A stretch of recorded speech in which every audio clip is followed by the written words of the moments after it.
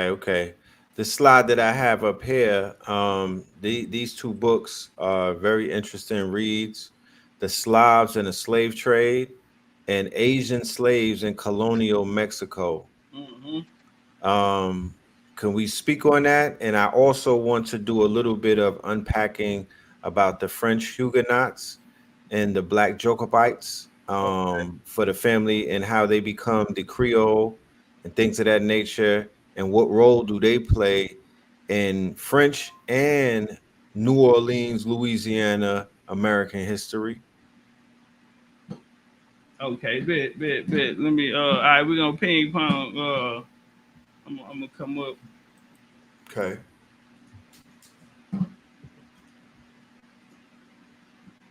All right. So, Asian Slaves in Colonial Mexico is a book by a lady named Tatiana Salih, who come out of University of Miami, I think it was. And it's talking about Asian slaves becoming, I mean, Asians becoming slaves in Mexico. And so they Right. had a word for it called chinos, or known as Sanglis. These Sangli people are going to be in Philippines. So you had a trade, again, we're speaking about empires. The Yucatan had an empire from Polynesian, Philippines, and these different areas. Where the Spanish is going to hijack it. It's called the Manila Galleon. And right here in 1587, you're gonna get the landing of the Filipinos and the Spanish. They're gonna build a colony called Morro in Morro Bay in California. I'm sorry. So the Mm, trade that happened is called the Manila Galleon. So this Manila Galleon, they're gonna end up enslaving the indigenous people of the Philippines. So right here you have the Luzon, who will be this Asian. If you see the baby right here, you right. like Asiatic. Asian mix, correct? So on the right you'll see the indigenous population. Well, the mix was because there you had the Chinese. The Chinese were trading there before the Spanish got there, so you had what's called a Chinese mestizo. My bad. So when you see this depiction of them, who became, they built class systems, and the lighter you were, the more Chinese blood, the Asian blood you actually had, they put them Mm, indigenous Filipinos. So that's called Chinese mestizos. mm. Right here, it'll tell us that from the beginning of Spanish occupation, 1740, they started classifying them into different class systems, and we'll see them put them at the bottom. Now, these are what they call Sangli. Maybe today we'll call them Mexicans. No Right. disrespect. Yeah, they look like Mexicans today. And even the culture right here with their cultural dresses, we still see them at their celebrations like this.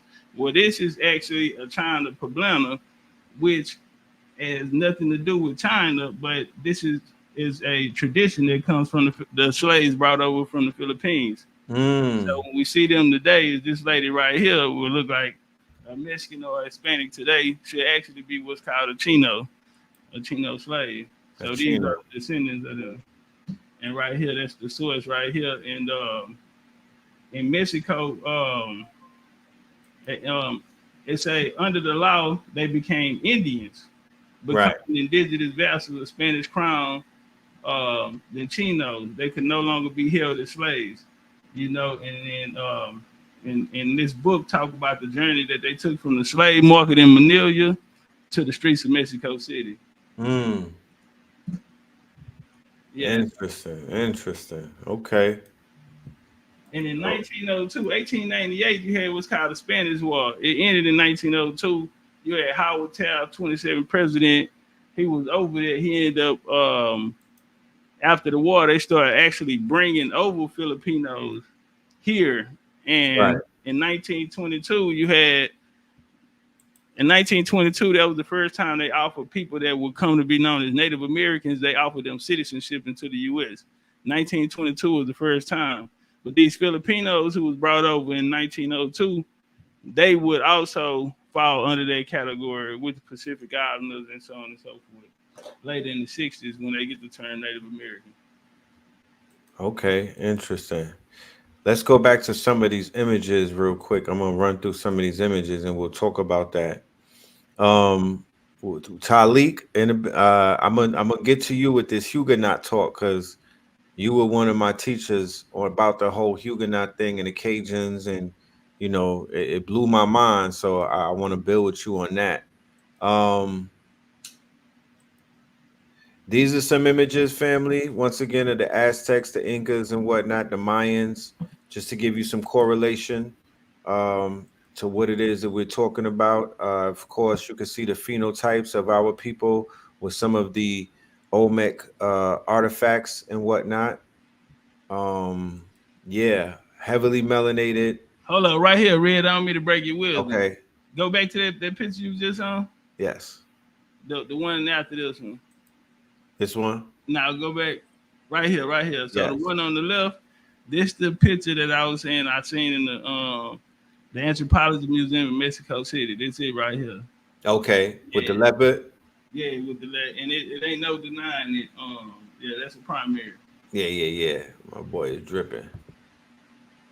And as you can see, um, here are some images of our family, different phenotypes, of course.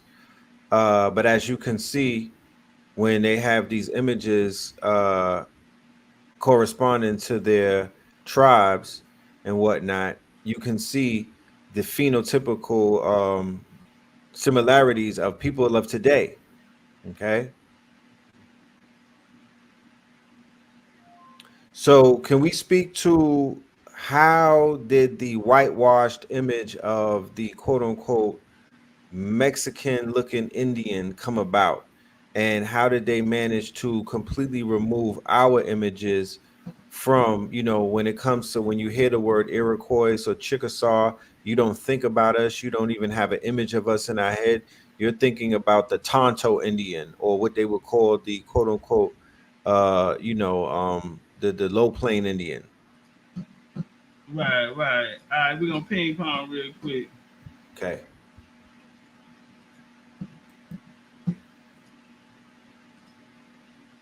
All right, so we're gonna come over here.